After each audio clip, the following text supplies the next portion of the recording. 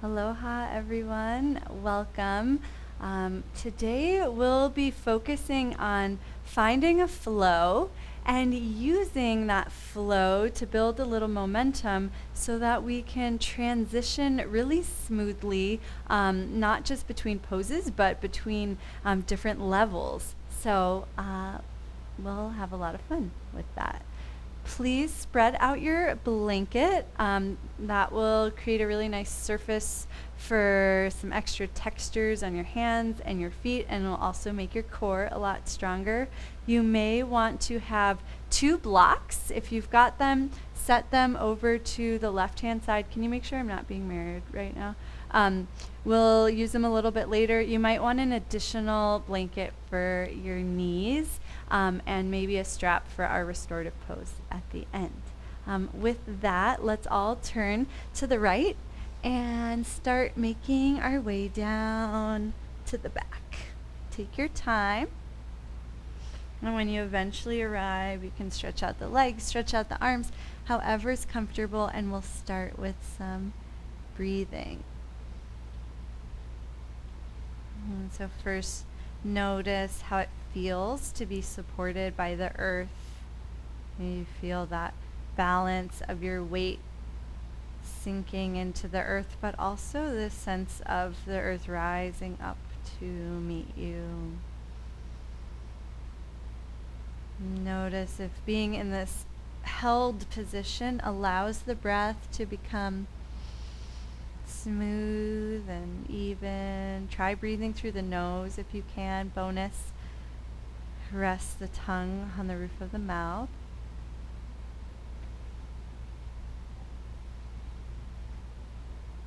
And bring your awareness down to the pelvis and see if you can visualize the pelvis and the spine, the arches of the spine, that gentle curve at the low back, and then the opposite curve at the back of the heart, another curve at the back of the neck.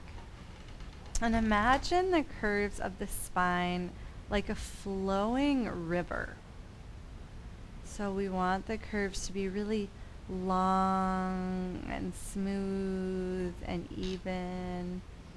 Imagine with each breath you can create a little more length through the spine without increasing any of the arches.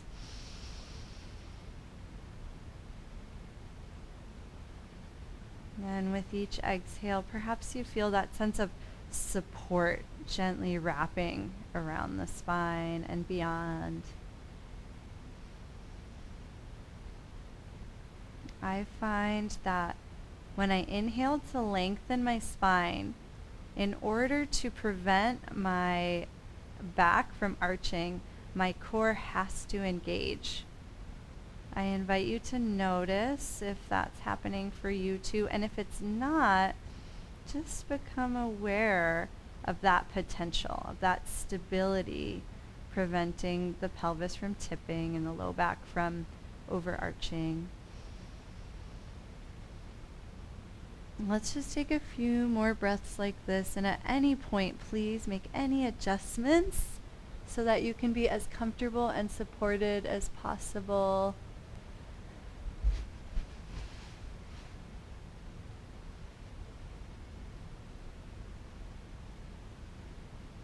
And in our class today, we are going to be flowing a lot. There's going to be a lot of movement, and my hope and wish for you is that your movement feels as fluid and smooth and even as the breath. And so just be with that experience, that soothing, safe experience of the breath. And please know, if I cue anything that takes you out of this space, you are in control. And you can adapt and modify and find your breath. And with that, we can begin with some movement. Please press play on the first track if you're following along. And let's start by snow angeling the arms overhead, and let the arms be really heavy so you feel the texture of the blanket or your carpet or the floor or whatever is beneath you. When the arms reach overhead, let the body stretch long, but keep that same idea of not letting the back increase its arch. And again, that takes subtle core work. Breathe into that pressure.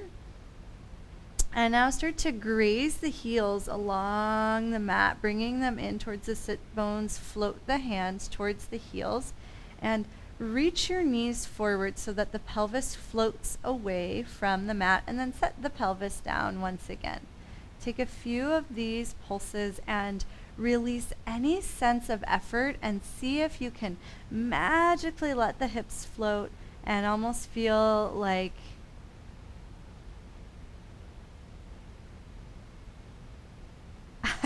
I guess I couldn't put words to that experience. Tell me, Amanda, how does it feel for you? Just kidding. But let it feel really effortless and smooth. And the next time the hips come down, feel the weight of the hips and almost imagine that they're sinking into the earth, and just be with that experience for a moment. And we'll turn on our core a little bit extra. Aloha, welcome Dana. By floating the shins, keep that even long spine, and then one at a time lower the toes ahead of you, and then switch. And as you do this, the weight of the leg is going to want to tip the pelvis forward, and so it takes core strength to prevent that tipping. Slower is stronger. If this feels really easy, I welcome you to lengthen the leg out. The one that's tapping the earth can get long. Or I welcome you to bring more attention to the pelvis, because sometimes when it feels easy, it means we're cheating. No judgment, but just assess. And then float one foot down at a time, bringing the soles of the feet back to the earth. And we'll go into that nice effortless bridge pose once again, and just imagine the whole body expanding evenly so the work comes from everywhere all at once. And then imagine your spine like a mala or a string of pearls. Try to set one bead or vertebra down at a time. Really trying to get that articulation, which takes so much intelligence of the body. From here, bring the arms to T and slowly start to windshield wiper the knees. Keep the shoulders anchored and notice any sense of stability waking up on the side bodies, on the rib cage. And the next time the knees start to come towards me, roll onto the side and stack the hands. And pause on the side for a moment. It should be the left side if you're set up parallel to me. And then we'll slowly lift the top arm and leg like you're opening a book, and eventually let the arm and leg start to pull you to your back, and then pull all the way to the other side. And then we'll repeat that a few times. So top arm and leg open. And my favorite part about this movement is when you find the momentum that makes it really effortless and weightless. And there's almost this hang time in the middle where everything is suspended for a moment. See if you can find that moment of pause and just let go of any tension that you're carrying, physically, mentally, emotionally. The next time you roll onto the left side, you'll be pushing down with the right arm to come up to seated. You can take your time getting there. Oh, beautiful, Dana. You know that transition well. And we'll meet in a gentle bharadvajasana. Great job. Everyone's moving at their own pace. You can keep going. Let the back arm slowly start to float, and try to feel the space being created all the way through the left side of the body. And this next movement, I don't know how tricky this is going to be for some people. We're going to push down to come up to kneeling. And then we'll lower our hips to the other side. If that doesn't feel good on your knees, please find a modification for that. And my favorite moment of this first part of the sequence is pawing the hands down. And so now we're to the other side. The right hand feeds through, and then we're going to go straight into that spread out starfish, and I want it to just feel like, I'm totally free for this moment. And if any muscles are engaging, especially in the shoulders, take a moment to soften, and maybe the elbows bend, and that's just fine. And now we're back at the beginning of the sequence. We're going to do that same sequence again on the second side, and we're going to skip the toe taps, so it'll just be a more fluid rolling experience. From here, start to glide the heels in, reach the hands down towards the heels, nice and slow, reach the knees forward, keep the big toes down, let the spine undrape, and then lower one vertebra at a time. Let's take 3 pulses like that at your own pace. If you want to move faster or slower, you're totally welcome to. Most important thing is to feel the nuance in the spine and like enjoy it and love it.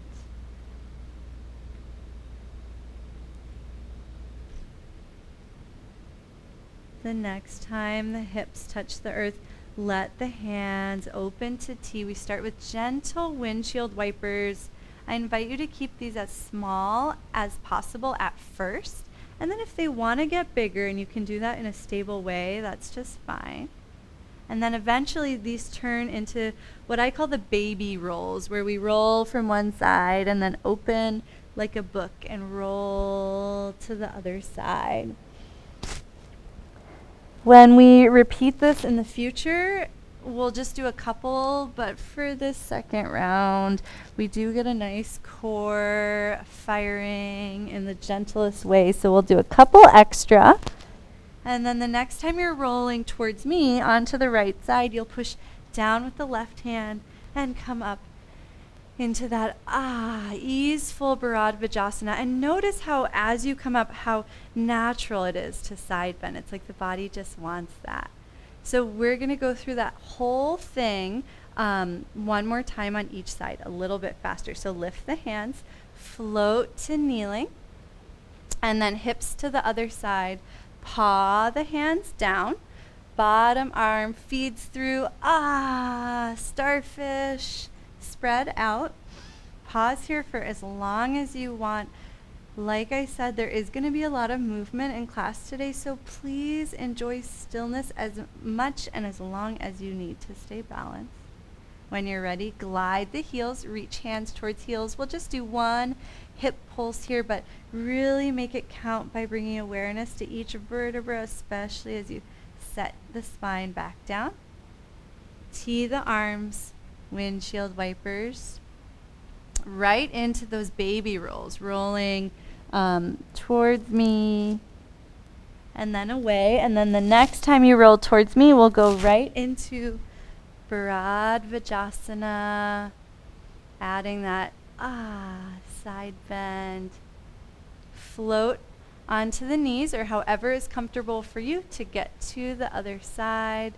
And then paw the hands down and slowly melt open into your star. Last round. Let's pause for a moment, just soaking it in. See if this last round can feel easy and effortless. Drag the heels, hands reach, slow bridge. Drape the spine back down. And then massage the arms open to a T, little windshield wipers, and then they start to grow. Roll towards me. And slow motion, roll away. Be suspended. Dana, I bet it feels really nice for you to get some moments of weightlessness right now. Next time you roll towards me, push into the top hand, come into your easy side bend. And then this time we'll float up to kneeling, but instead of side bending the other way, we'll turn into tabletop. We don't need the blocks just yet, but hopefully they're ahead of you if I gave the right cue at the beginning of class. If they're not, you're welcome to set them ahead of you. And let's wake up the shoulders a little bit before we learn our second flow. So lower one elbow at a time, and then slowly place one palm at a time. and move at your own pace, repeating this, starting to pay attention to your wrists, your elbows, your shoulders. Make sure there's a sense of the shoulder blades staying connected to the rib cage. Breathe into the back of the heart. The next time you come up to the palms, reverse your direction. And then let it start to feel so gradual that it's almost like the arms are deflating as you go down and then inflating to support you as you come back up. So it doesn't feel robotic, it feels really fluid. Next time you're down on the elbows, pause there and start to circle the shoulders around the elbows. Start small. Small actually takes more control and focus. And try to feel how this circling action is waking up more muscles in each of your shoulders, maybe even down into the fingers and the wrists. And then start to circle the other way. You can let your circles grow bigger. You can experiment with figure eights or anything else that the body's becoming interested in. Perhaps you even want to experiment with which direction the fingers are pointed. Just make sure you don't feel like a pressure in the shoulders if you point the fingers out a lot.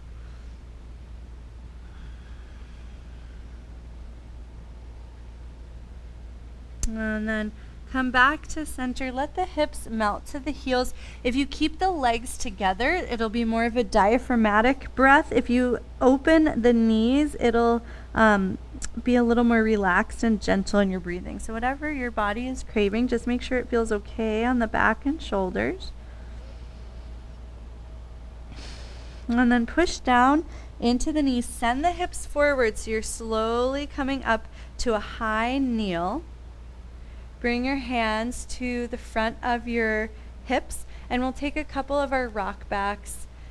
I notice if I don't do these every so often in my practice, my body starts to do bad things.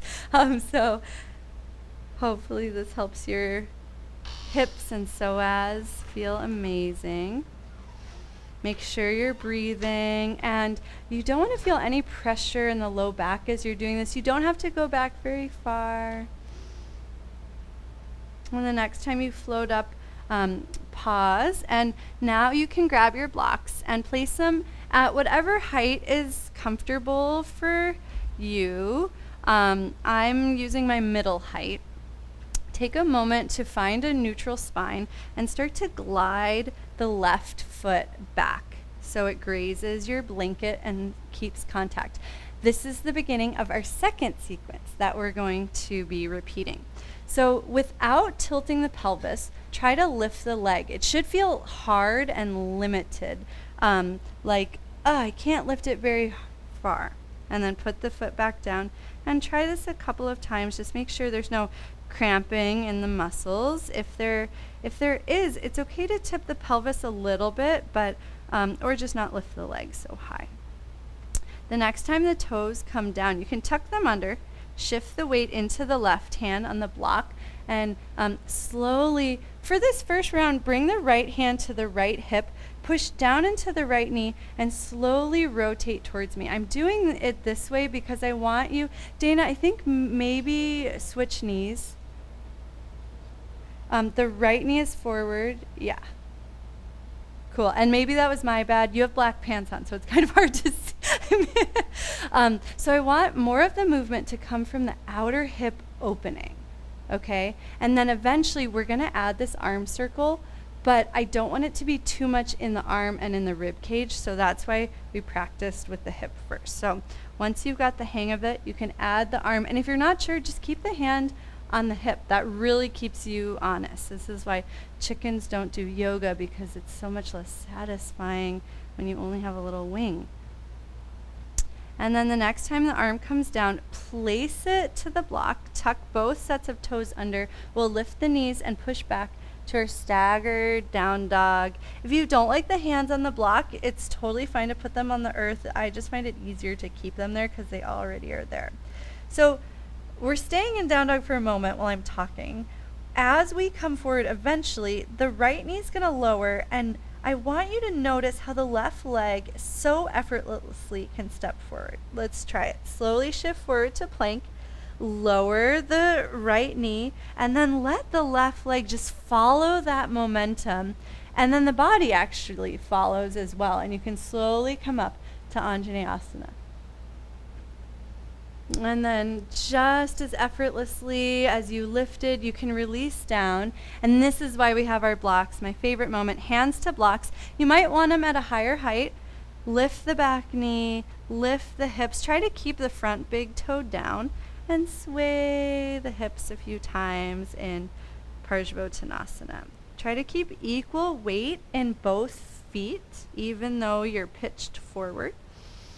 Connect to the breath. And we'll repeat the sequence again. So slowly lower the right knee, glide the left foot all the way back. You can adjust the blocks however you'd like. We'll start with our leg lifts. And remember, they're little. I should call them like leg hovers.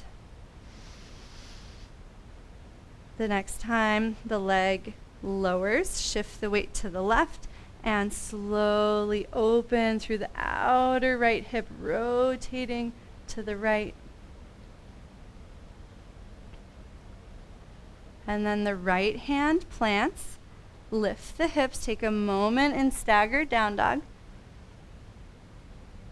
And then as you slowly come forward, see how effortlessly the left leg can follow that momentum, and then the spine can rise. Release back down at your own pace, parsvottanasana.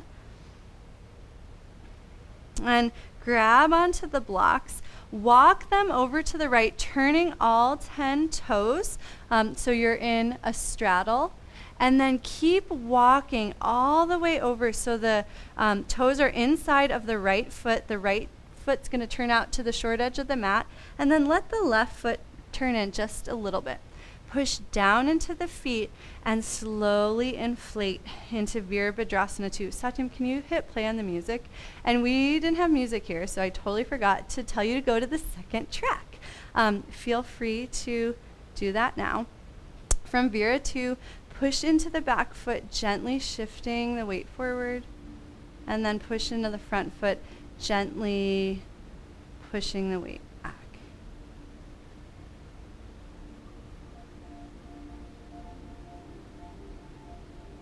The next time you start to shift the weight forward, we're going to practice a transition that's going to be useful later. Bring the hands down to the blocks. Slide the left knee in, and then slowly lower the left hip so that you can come to a seated position. Okay.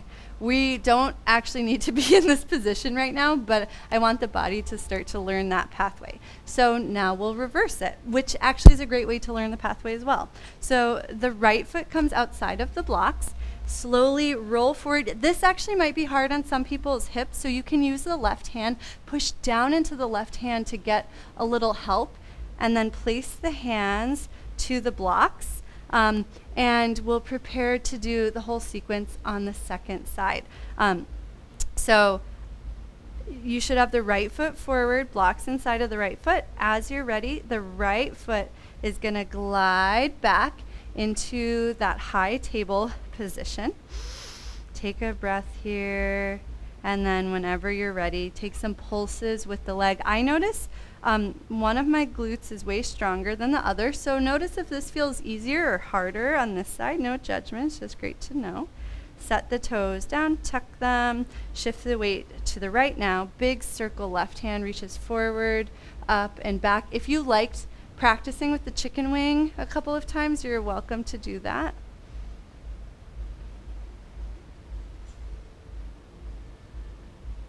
Nice fluid movements, everybody.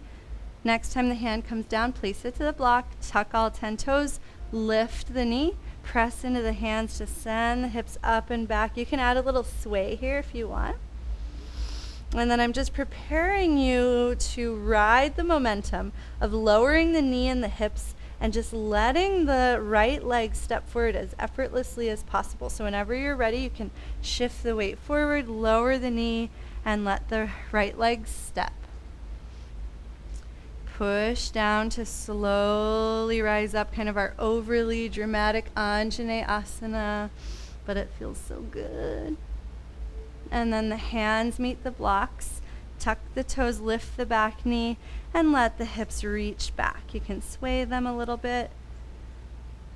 Try keeping the big toe down here. It's going to wake up the muscles in the foot, which will help us balance a little bit later. And we'll try this one more time. So lower the left knee, glide the right leg straight back, and we start with our pulses. Next time the toe touches, add the circle, shifting the weight into the right hand and letting the left side of the body open. And once the hand reaches the block, you can push up and back into staggered down dog. And remember, you always have the option to place your hands on the floor if you don't feel stable on the blocks or you just don't like it. Lower the knee, ride the momentum, right foot steps forward, and then rise all the way up. Slow motion like a big wave forming. Hands down to the block, lift the back knee, send the hips back, and wag the tail a little bit if that feels good. And then walk the hands and blocks over to the left, turn all 10 toes, and then let the left toes turn out to the short edge of the mat. Let the right toes turn in just a little bit. Place your blocks inside of the left foot and push down into the feet to very slowly start to inflate into Virabhadrasana 2. Take your time getting there. Make sure you're breathing. Nice, Roseanne. And then start to shift the weight from foot to foot and let the whole rest of the body respond to that weight shift in a really nice, fluid way.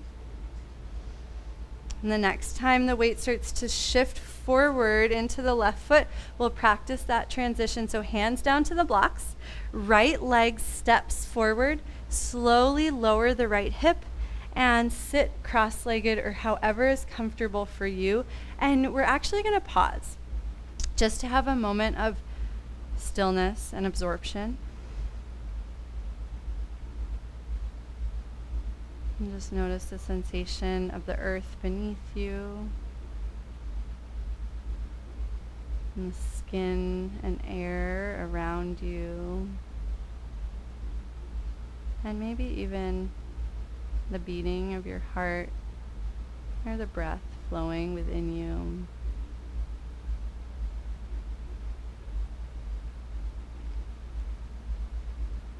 And we'll reverse our transition. So you can lean over to the right and place the right hand. This is going to give you more space to place the left foot outside of those blocks. And then lean back a little bit and rock forward so that you can place your hands to the blocks. Step the right foot back so you're in a long lunge. And then walk the blocks over to... actually keep them where they are. Push down into the feet to slowly rise into that inflating Virabhadrasana 2. And so now we'll learn our standing sequence. So from Virabhadrasana 2, we'll continue with that rocking that we started to play with initially. And we're eventually going to be balancing on the left foot, so on the front foot of your Vira 2. So I want you to start shifting the weight and shortening your stance a little bit, like you're mentally, emotionally, physically preparing for this. Start coming on to the back toes and just letting more weight come into the left leg. Now, as you feel ready, and it's helpful if you shorten your stance a lot here, shift the weight and start to drag the back leg in. Square off to the short edge of the mat and let the right leg hover. If that's too much, the right toes can rest on the block, especially if that feels tight on your hip flexors. So single leg tadasana, float the arms down, push down into the left foot so you feel nice and tall here. take a couple of breaths. You can find a drishti, a steady gaze point. Make sure the big toe of the left foot is anchoring down into the earth. And then kind of like our dramatic anjaneyasana, we'll step the right foot back, keeping the hips square. Push into the back toes to let the whole front of the body start to open. Let the spine lengthen, arms reach up. And then let the arms float behind you and down like a big backstroke. Start reaching down towards your blocks. You might want to place the blocks a little further forward. At least I needed to do that. Step the left foot back so that you're in plank. Take a few breaths here. You can lower the knees at any time, but I want you to notice any sense of strength and stability from all of the flowing work that we've done so far. Push into the blocks to send the hips up and back. Glide the left foot up and back into a three-legged dog, or it's almost like a three-legged forward fold with the blocks helping.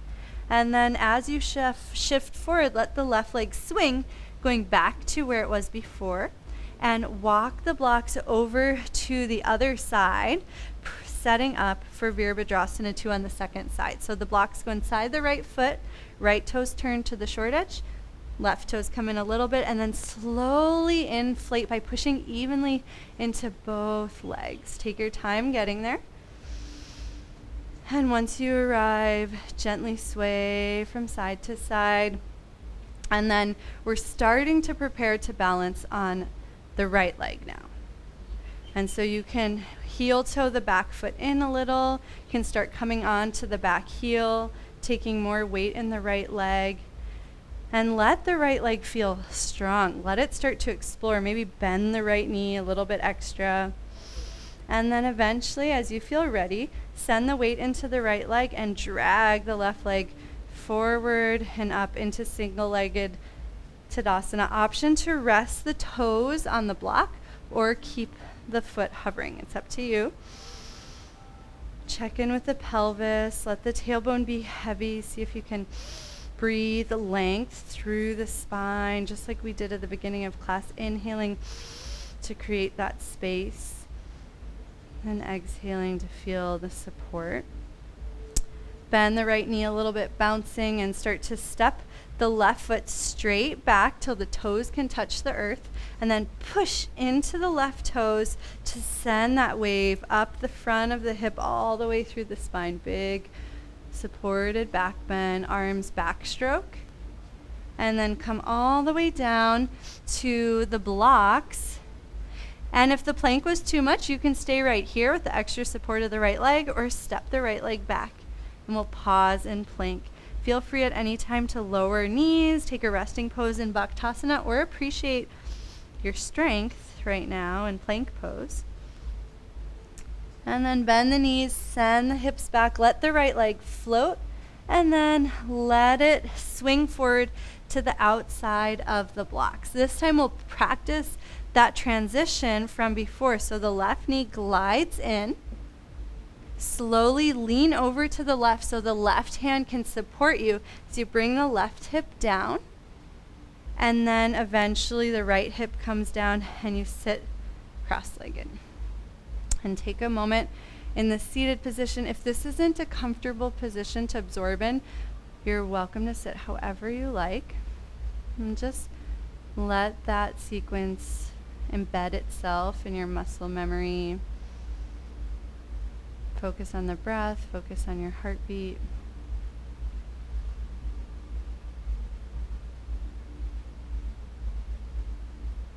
Okay, slide the blocks forward so they're towards the end of the mat so you have some room.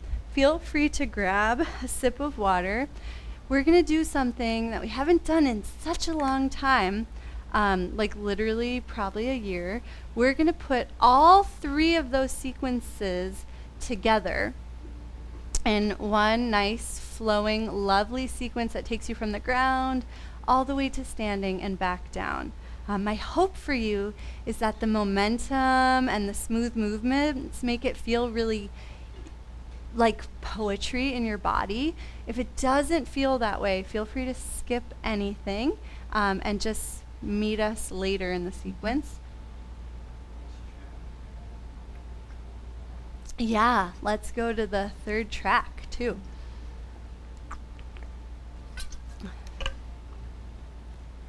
And we are still going to have time for a restorative pose and shavasana and meditation. So that's awesome. The sequence begins on the back with the left side of the body closest to the screen. Start to kick the legs out forward, support yourself, and melt your way down. Take a mini shavasana. Let everything go and just sink into the breath.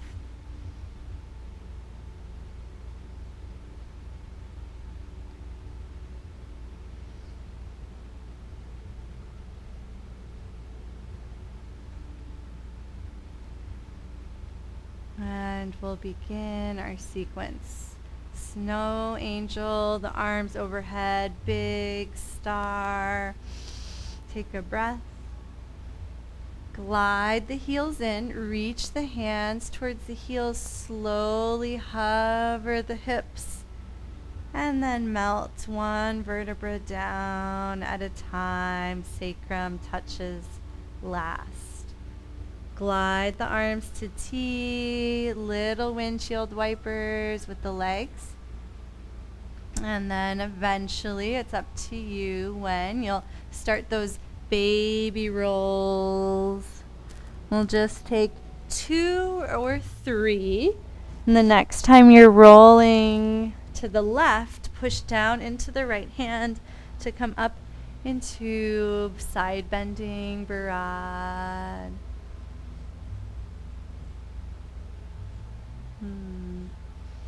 And if you're already in the side bend, I'm just waiting for everyone to meet us. You can add a little shearing, open and close. Nice. And then we'll push down into the knees to float up to a high kneel. Lower the hips the other way and drag the knees underneath you for tabletop facing the other way. Hands can stay down or they can walk onto your blocks. Glide the right foot back and take just one leg lift.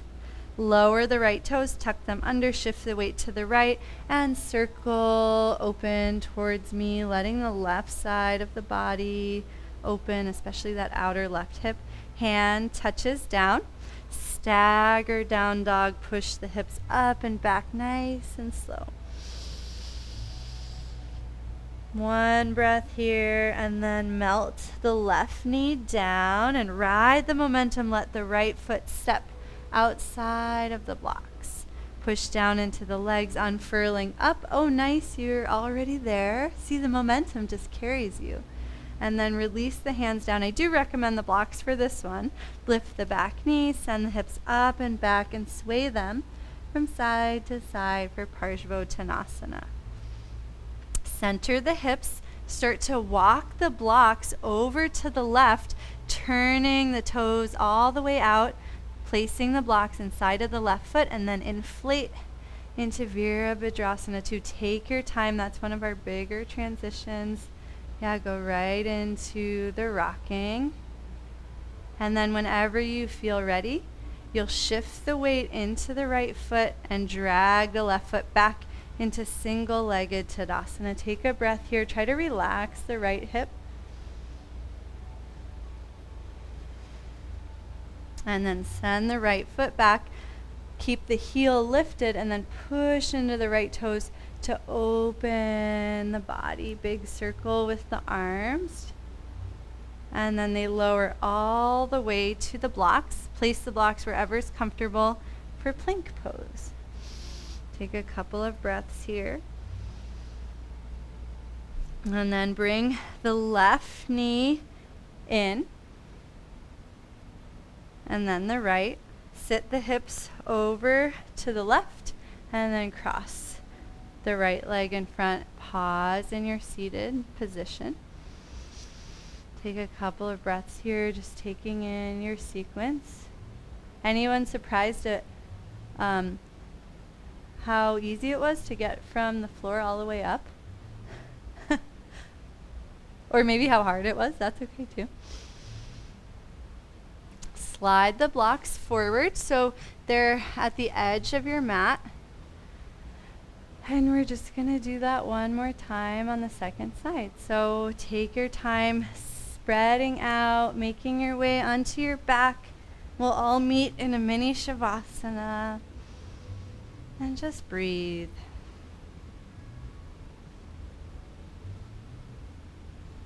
And let everything go.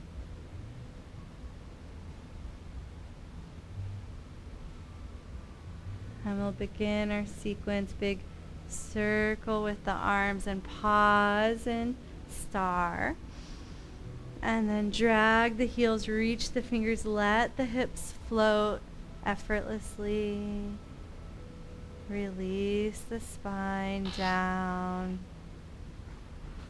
Arms to T. Then start to windshield wiper, nice and easy. And then as you're ready, you can go into the baby rolls.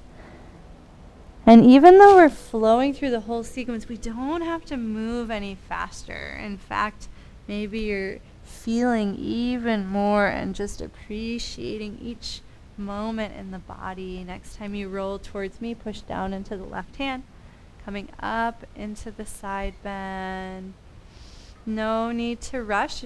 Whenever you get there, you can pause and breathe, or you can add those little shearing movements. Dana, lift your head a little bit and try to feel length on that bottom side. Yeah, that looks perfect. And then reach the hands up, push down into the knees, and slowly float up to kneeling. Hips go the other way, hands go the other way, and drag the knees underneath you for tabletop. Option to climb up on the blocks or whatever you did on the first side. Glide the left leg back, one leg lift.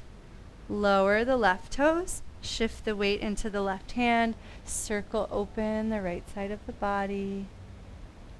Lower the hand back down and lift the hips up and back for just one moment in the staggered down dog, preparing to let the right leg step forward. Left knee lowers, right leg swings, and ride the momentum all the way up into your best anjaneyasana of your life. And then release the hands down to the blocks. Lift the back knee, send the hips back, and push into the feet, feeling the sense of support rising up from the earth. Keep the spine long, but it can curve. Walk the blocks over to the right, setting up the feet for virabhadrasana 2. The blocks go inside of the right foot. Push down evenly into both feet to support you as you float into Vira 2, and you can enjoy a moment of stillness here. Whenever you feel ready, start the swaying from foot to foot. Find your drishti and eventually shift the weight into the right foot, gliding the left knee forward and up, single leg tadasana. Stay here as long as you want. Make sure you feel relaxed. You can even kick out the left leg a little. Send the left leg behind you. Push into the left toes and slowly let the whole front body open. Big backstroke. Make sure you're breathing. And then the hands come down to the blocks and step back into plank or any resting pose that the body is wanting.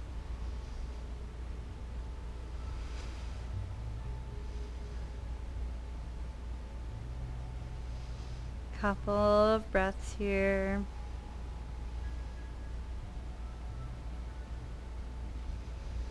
And then bring the right knee forward. Bring the left knee forward. Sit the hips over to the right. And let the left leg cross on top of the right. Pause.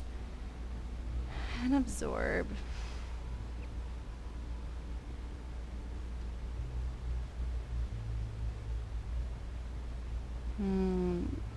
Can go to the fourth track. our cooling down track. You can move the blocks over to the side. We'll need them for our restorative pose. In fact, let's set up our bolster right away. So if you have an actual bolster, that's awesome. You can grab that. If you don't, you can create one with your 2 blocks and a blanket on top. If you have really firm blocks, you might even want a second blanket. And then grab your strap and just make sure it has a loop big enough for your foot.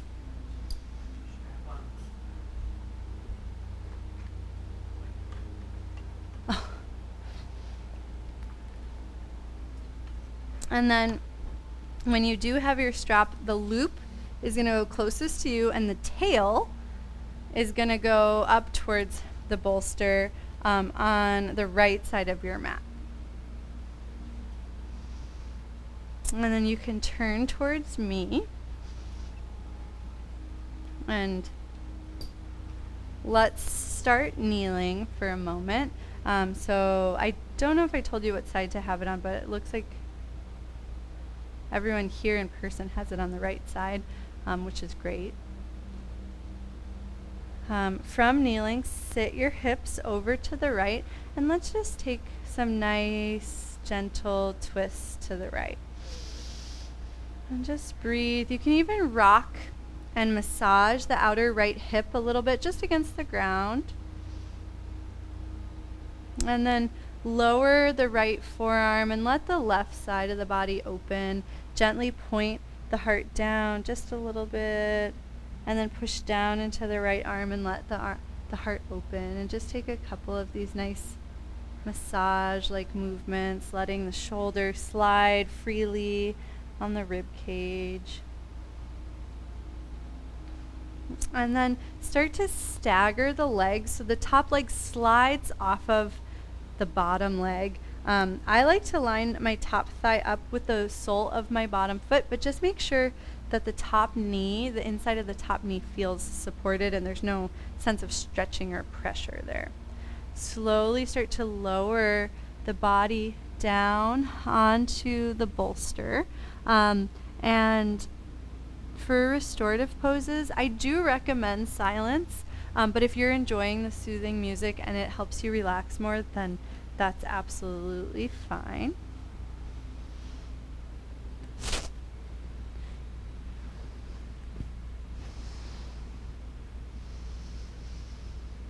And as you start to recline on the bolster, let the spine be long.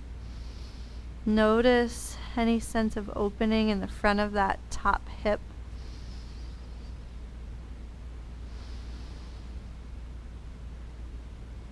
And then take the bottom arm, so it's like the hidden arm that's behind the bolster, and let it start to reach down towards the left foot, the top foot. And just notice if the foot or heel seems close. If it's very close, it is fine to just hold on. If it is not close, take a moment to press into the hands and grab the loop on the strap, put it around the foot. I'm sorry I didn't have you do that before you reclined.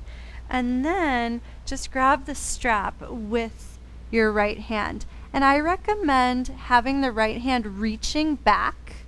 Sometimes I see people grabbing the strap like this, and it's sort of a lot on the shoulder, so I recommend grabbing it with a straight arm, with the hand reaching towards the foot, if that makes sense.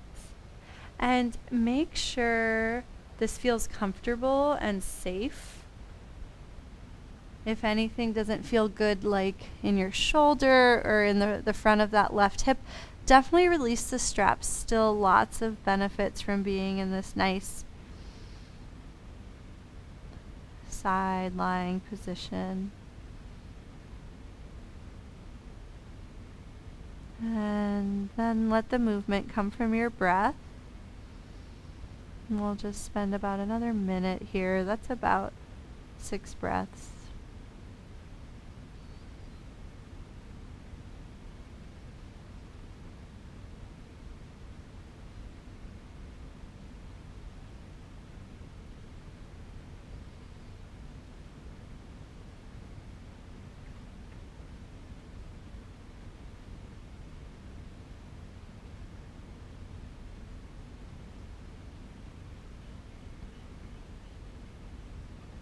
We'll prepare to exit first by just deepening the breath. Then release the strap, set the right hand underneath the right shoulder and gently push into both hands to come upright. Extend the left leg. It's okay if the strap is still on there, it doesn't matter. And let the whole right side of the body open in parsvottanasana, shirshasana. You can stay here and breathe. You can add in some of those shearing movements if you were enjoying them earlier. You can take some gentle pulses coming in and out, whatever the body is craving. Just make sure the breath is smooth and even. And then push down into the legs to slowly rise up to center. It's up to you. You can either move the bolster to the other side. That's what I'm going to do so that you can see me better. Or you can just swap so your back is to me and the bolster stays in the same place. If you're moving the bolster, come to kneeling, move the bolster, and then let the hips come to the other side. So now you're on your left hip and the feet are behind you. This time the strap is going to go around the right foot so we can improve and set it up in advance. And then make sure the strap from the loop is up towards the bolster so it's easy to grab once you recline. So we'll start with just a gentle twist. Whatever angle with the legs is comfortable is just fine. And just breathe, let the breath massage the organs, massage the spine. Take your time. Try to walk the twist up the spine, and maybe the neck follows at the end. And then bring the left forearm to the bolster. Let the whole right side open and gently shine the heart up towards the sky, and then shine the heart down towards the earth. And just take a couple of moments just preparing the bottom shoulder and the side body for the restorative pose. You can release the top hand and start to stagger the legs so that the left leg comes forward just a little bit and then the right leg comes back, sliding off of the foot as long as that's okay with the right knee. Make sure your strap is good to go, and then slowly start to release the body down onto the bolster. Make sure the head feels supported. Sometimes it can even be nice to fold over the blanket like a little pillow for that left ear. And we'll stay here before thinking about the foot. We'll just take a few breaths. Give yourself permission to wiggle the hips around, wiggle the legs around. Make sure the pressure of the bolster feels okay on the side body and on the chest. Make any little adjustments. And then start to reach the left, so the hidden arm back towards the left foot. You can bend the left knee and notice if the foot is close, or just grab hold of the loop or the tail of the strap. And just make sure when you do that, it doesn't make the hips tilt or make your low back pinch, or really in restorative poses, we don't want to feel much of anything besides supported and relaxed.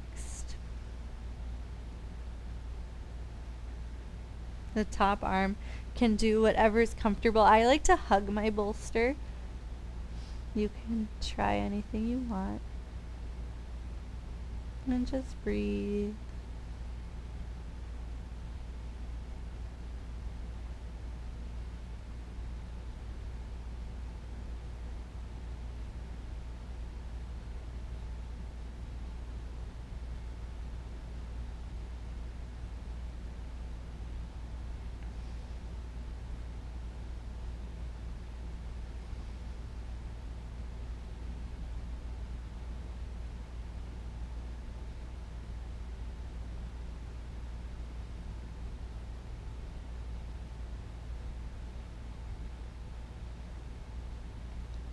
And preparing to exit. First, notice the breath. Let the breath help you feel lighter and more mobile. Release the strap. Start to support yourself with the arms. And just imagine the body floating up. Right leg extends. It's fine to keep the strap there. Can stay upright as long as you want, and whenever you feel ready, if you even want to, you can start to side bend over to the right. If you took any modification on the other side and you can remember what it was, feel free to add in a little movement here, or just enjoy the stillness and the movement of the breath. And whenever you feel balanced, you can push the legs down into the earth to weightlessly rise up, cross the right leg on top of the left, and just pause for a moment at center. We will be enjoying Shavasana, but it can be nice to notice how clear and light you feel, yet relaxed. And we'll let this experience expand as we release completely in Shavasana.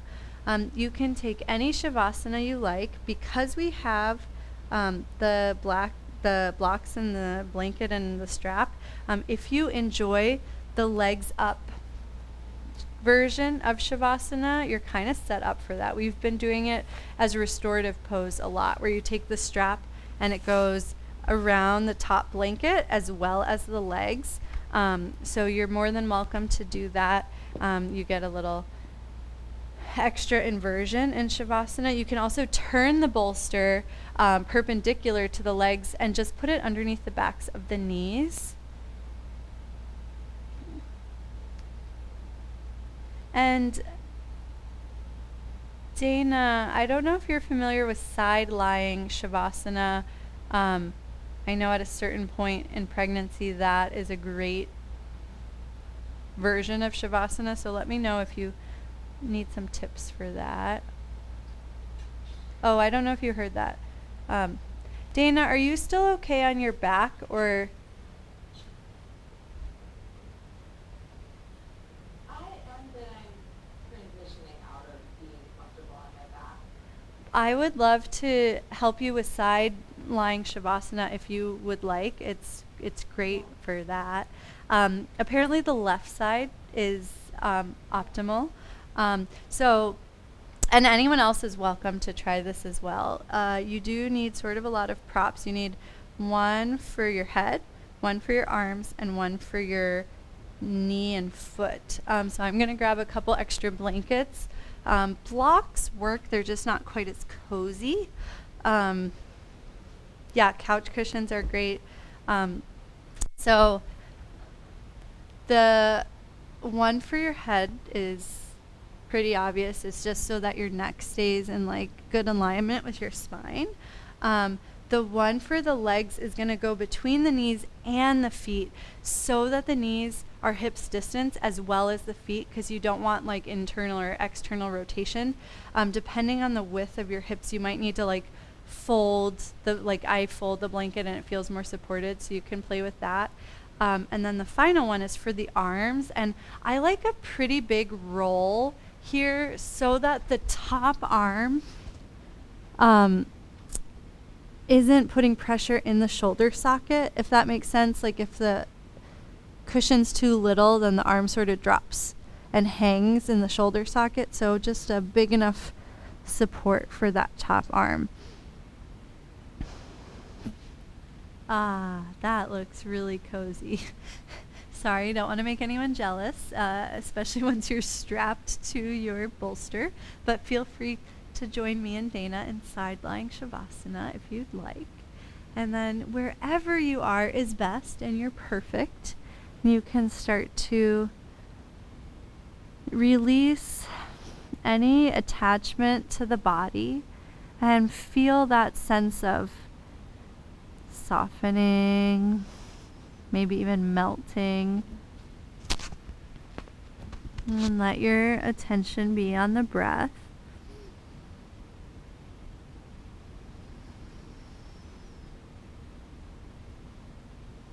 And we'll relax here for the next 10 minutes. And if at any point the position you've chosen doesn't feel optimal, please feel free to adjust.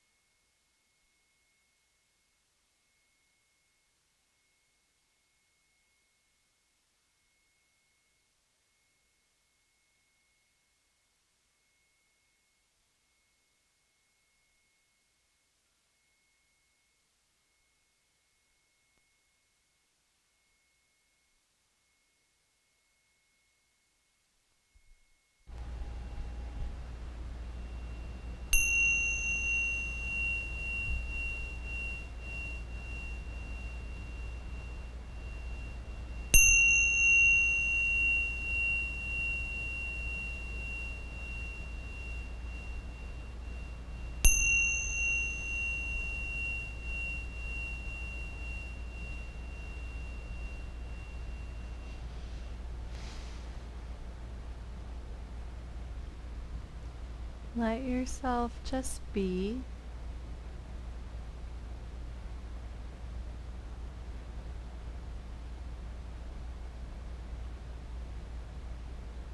Observe your physical body and notice what it's like to be the observer in this expanded state of awareness.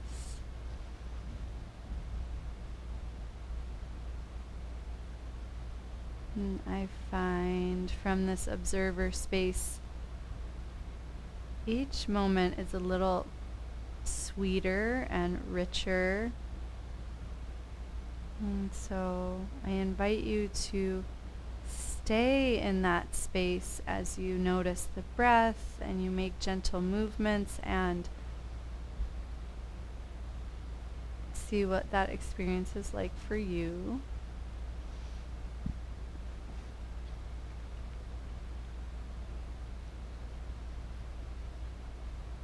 And let your body start to wake up and enjoy the movements that it's craving, maybe stretching out, rocking slightly, circling limbs, fingers, toes, wrists, whatever is interesting or natural to you.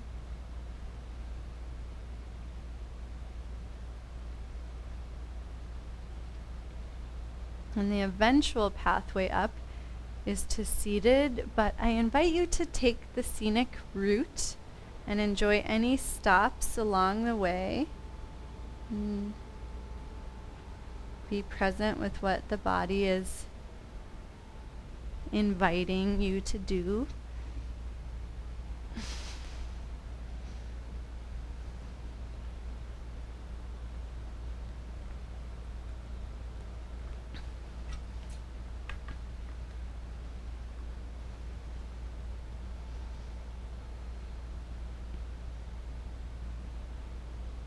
And so cool to see everyone moving so slowly.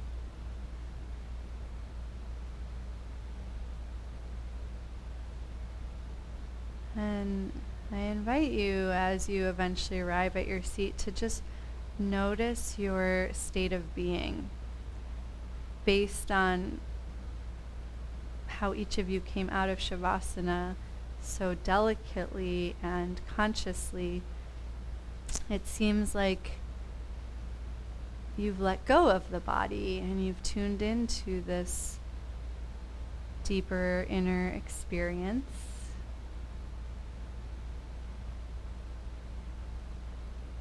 And so you'll find your seat, but then see if you can let the body go, just like you did in Shavasana, where the body is relaxed and your awareness is able to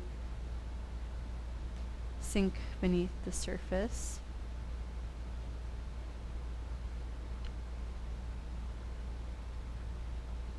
And today is a holiday celebrating Rudi, Swami Rudrananda.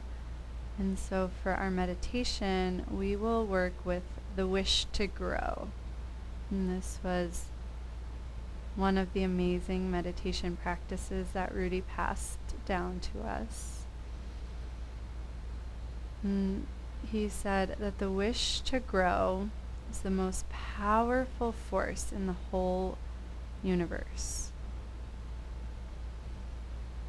And so when we can tune into it and surrender everything else, it really propels us to new heights and the opportunities that it brings in our life and in our meditation practice are truly limitless.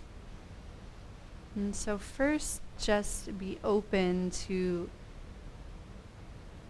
the possibility that you have this unparalleled force within you already, and you don't need to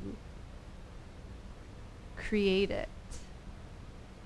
It really is a revealing and unearthing something that may feel buried or hidden. And so direct your gaze, your inner gaze, at the heart center, and just allow the breath to gently massage the heart.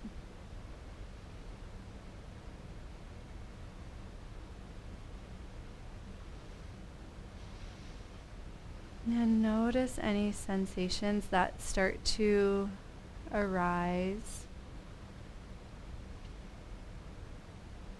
Perhaps a warmth, a joy, a calmness.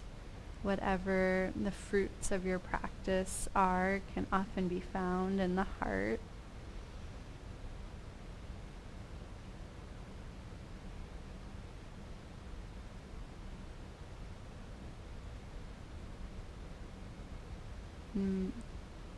Allow yourself to feel a sense of delight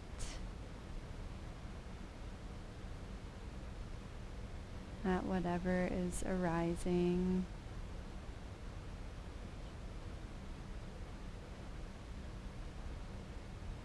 And without building tension, let yourself hunger for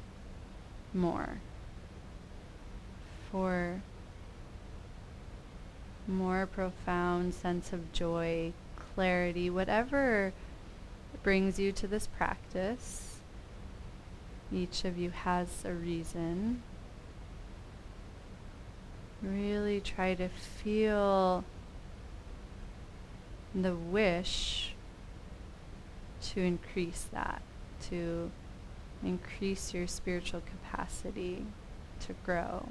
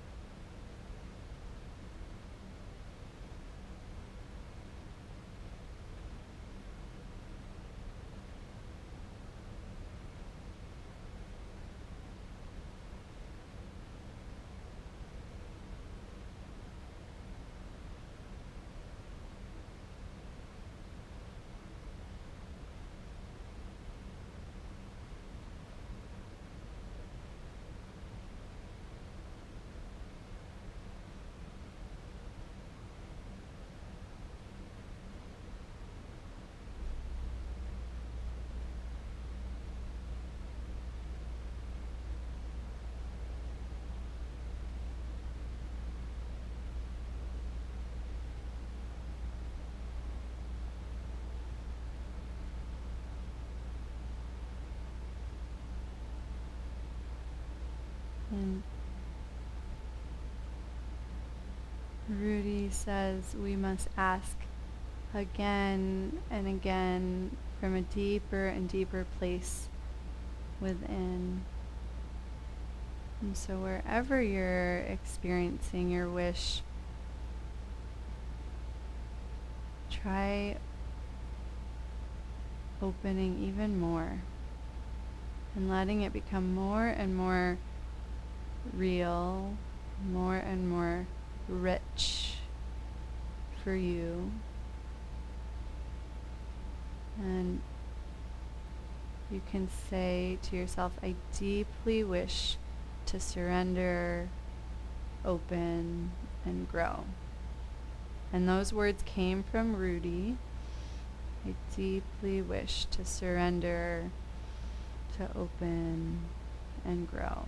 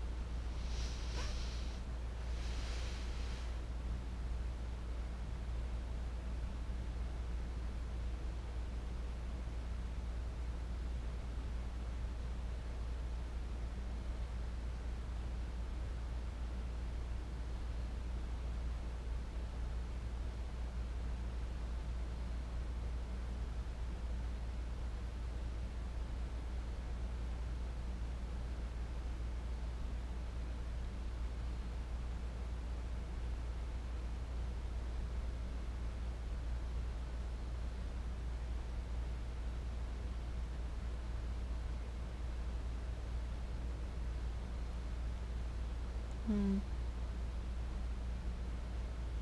If you notice any intensity or even tension with your wish, see if you can relax more and trust that this is a very natural part of you. You can allow it to bubble up, and you can open up to having help. And you're not doing it. You're just allowing the universe to flow through you.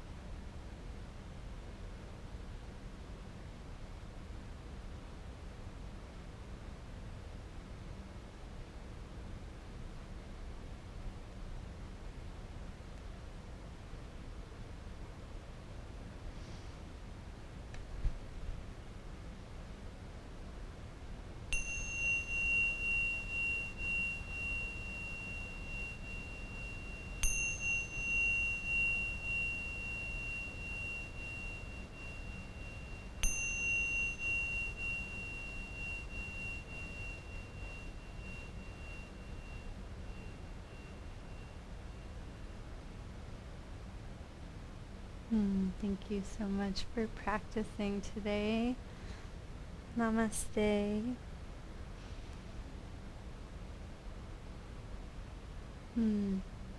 Great to see you all. Enjoy the rest of your week. Please let me know if you have any questions. If not, enjoy the state of being you've cultivated. I can see it in each of your glows. So way to glow.